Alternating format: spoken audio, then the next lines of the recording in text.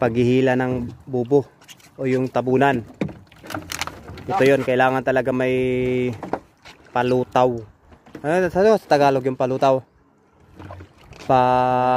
Palitaw. Palitaw pala. Ayun, tingnan natin kung ano ba talaga yung mahuhuli natin dito sa ating tabunan. Yan, sama natin mga master. Kailangan talaga ng mga 80% na lakas para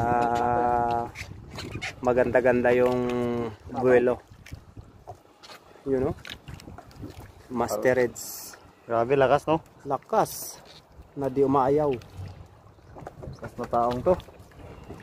Mana kay Samson. Yun, no? Nandyan na. Oh, dami. Puti-puti, oh. Nandiyan na. Dami. Nandiyan na. Nandiyan na, malapit na. Malapit na. Ayos. Tulungan mo, idol. Tulungan mo, idol. Yun.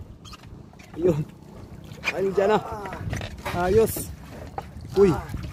Ito yung tabunan na sinasabi. Ayan, meron, oh. Uy, puffer fish.